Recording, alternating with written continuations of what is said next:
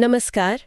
आज हम दो खास तीर्थों की गहराइयों में उतरेंगे। जी हाँ, सुधा तीर्थ और अहिल्या संगम तीर्थ। बिल्कुल। दोनों का अपना बड़ा महत्व है, अपना महात्म्य है। और इनकी कहानियां हमें मिलती हैं ब्रह्मा जी और नारद जी के संवाद से। हाँ, ब्रह्मा जी ने नारद को ये वृत्तांत सुनाया था। तो हमारा मकसद है कि समझे कि ये तीर्थ कैसे बने, इनका महत्व क्या है और इनसे क्या सीख मिलती है। सही बात है। और कहानी शुरू होती है ऋषि कण्व से। हाँ, वो भूख से बहुत परेशान थे। हाँ, ऋषि कण्व बड़े वेदविद्ता तपस्वी थे, लेकिन क्षुधा मतलब भूख उन्हें बहुत सता रही थी। अच्छा। और फिर उन्होंने पास में ऋषि गौतम का आश्रम देखा। वो काफी संपन्न था। तो उनके मन में आया होगा कि मदद मांग ले। हाँ, पर संकोच हुआ। देखिए, अपने बराबर के तपस्वी से याचना करना वो उन्हें ठीक नहीं लगा। ये बात भी है। तो फिर तो उन्होंने तय किया कि वो गौतमी गंगा के किनारे जाएंगे, वहीं प्रार्थना करेंगे। उन्हें प्रार्थना भी अनोखी की। मतलब एक तरफ तो गंगा माँ की स्तुति, हाँ, जो पीड़ा हरने वाली हैं, कल्याण करने वाली हैं, और दूसरी तरफ क्षुधा देवी की भी जो दुख देती हैं, क्रोध का रूप है। बिल्कुल। ये बड़ा दिलचस्प विरोधाभास है। एक ही साथ शांति और पीड़ा दोनों को पुकारना। सही कहा। शायद ये जीवन की सच्चाई को दिखाता है। खैर, उनकी प्रार्थना सुनी गई। जी। दोनों देवियां प्रकट हुईं। गंगा जी अपने सुंदर शांत रूप में और क्षुधा देवी अपने भयानक रूप में। ऋषि कण्व ने मौके को समझा। उन्होंने गंगा जी से क्या मांगा? उन्होंने मांगा भोग, वैभव, लंबी आयु, धन और मुक्ति भी। सब कुछ। और क्षुधा देवी से? उनसे क्या मांगा?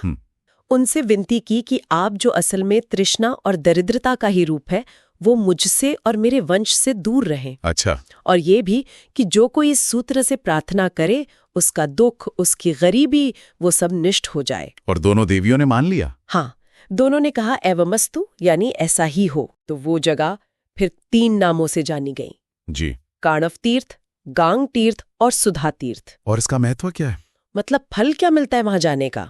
कहते हैं ये पाप नाशक है, पितरों को प्रसन्न करता है, और वहां स्नान, दान, जप करने से धन संपत्ति मिलती है। और वो स्तोत्र पढ़ने से दरिद्रता और दुख का डर नहीं रहता। बिल्कुल। तो ये तो हुई सुधा तीर्थ की बात। अब अहिल्या संगम तीर्थ की कहानी, वो भी काफी उलझी हुई सी लगती है। हाँ, वो भी बहुत महत्वपूर्ण कथा है। देखिए, इसकी शुरुआत होती है अहिल्या से। ब्रह्मा जी ने उन्हें रचा था। जी हाँ, ब्रह्मा जी की रची हुई वो श्रेष्ठ कन्या थी। उनका पालन पोषण किया ऋषि गौतम ने। अच्छा। जब वो विवाह की योग्य हुई तो कई देवता, यहाँ तक कि इंद्र भी उनसे विवाह करना चाहते थे। तो फिर चुनाव कैसे हुआ? ब्रह्मा जी ने एक शर्त रखी कि जो सबसे पहले पूरी पृथ्वी का चक्कर लगाकर आएगा, अहिल्या उसी की होंगी। अरे, ये तो बड़ी कठिन शर्त थी। बहुत।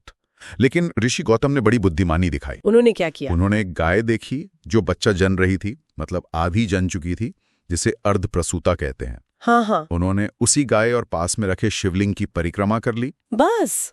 गाय और शिवलिंग की। जी। उनका तर्क था कि अर्धप्रसूता गाय पृथ्वी के समान है और शिवलिंग की परिक्रमा का फल भी पूरी पृथ्वी की परिक्रमा जैसा ही है। वाह, ये तो कमाल का सूक्ष्म धर्म ज्ञान था। बिल्कुल। ब्रह्मा जी बहुत प्रसन्न हुए। उन्होंने माना कि गौतम ने शर्त पूरी की और अहिल्या का विवाह उनसे कर दिया। लेकिन इंद्र, वो तो चाहते थे अहिल्या को, उन्हें बुरा लगा होगा। बहुत। उनके मन में ईर्ष्या पैदा हो गई, जलन। और यहीं से गड़बड़ शुरू हुई होगी। हाँ, यहीं से कहानी में दुखद मोड़ आता है। एक दिन गौतम ऋषि आश्रम में नहीं थे। तब इंद्र ने गौतम का ही वेश बनाया और अहिल्या के पास चला गया। ओह, धोखा। जी। अहिल्या बेचारी, वो पहचान ही नहीं पाई कि ये उनके पति नहीं हैं। फिर क्या हुआ? जब असली गौतम लौटे तो आश्रम के सेवकों ने कहा कि भाई, अंदर भी गौतम है, बाहर भी आप हैं, दो गौतम। मामला खुल गया फिर तो। हाँ, वो अंदर गए और देखा कि इंद्र बिल्ली का रूप धरकर भागने की कोशिश कर रहा है और अहिल्या अपमानित अवस्था में है। गौतम ऋषि को बहुत क्रोध आया होगा। बहुत। गुस्से में उन्होंने इंद्र को श्राप दिया कि उसके शरीर पर 1000 योनियां बन जाएं। 1000 योनियां? और अहिल्या को उन्हें भी श्राप मिला, जबकि वो तो निर्दोष थी, उनके साथ तो छल हुआ था। हाँ, ये बात थोड़ी जटिल है। स्रोत यही कहता है कि गौतम ने अहिल्या को भी श्राप दिया कि वो एक सूखी नदी बन जाए। पर ये तो अन्याय जैसा लगता है। देखिए, श्राप के साथ उद्धार का मार्ग भी बताया। उन्होंने कहा कि जब ये नदी गौतमी गंगा में मिलेगी, तब तुम्हें अपना असली रूप वापस मिलेगा। अच्छा, चलो, ये तो कुछ राहत की बात हुई। और इंद्र का क्या हुआ, उन 1000 योनियों का? गौतम ने ही इंद्र को सलाह दी कि तुम गोदावरी में स्नान करो। उससे क्या हुआ? पुनि चिन्ह आंखों में बदल गए और इंद्र कहलाए सहस्राक्ष, 1000 आंखों वाले। अच्छा, तो श्राप एक तरह से बदल गया? हाँ, बदल गया। और फिर वैसा ही हुआ, अहिल्या नदी बनकर गंगा में मिली, अपना रूप वापस पाया। और वो जगह कहलाई अहिल्या संगम। जी, अहिल्या संगम और इंद्र तीर्थ। कहते हैं ये तीर्थ सारी मनोकामनाएं पूरी करता है।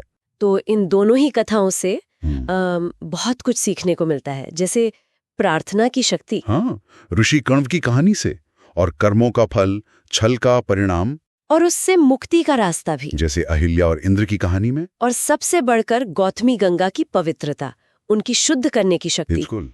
यहाँ ये सोचने वाली बात है कि कैसे एक श्राप भी वो रूपांतरित हो सकता है, एक नई पहचान दे सकता है, जैसे इंद्र सहस्राक्ष बने। सही कहा। ये प्राचीन कथाएं हमें इंसानी इच्छाओं, कर्तव्य, धोखा, मुक्ति, इन सब की जटिलताओं को बड़े सहज रूप से समझाती हैं। तो इन तीर्थों का महत्व सिर्फ भूगोल तक सीमित नहीं है। नहीं, बिल्कुल नहीं। ये असल में आध्यात्मिक शुद्धि और परिवर्तन के शक्तिशाली प्रतीक हैं। शायद आज भी उतने ही प्रासंगिक हैं।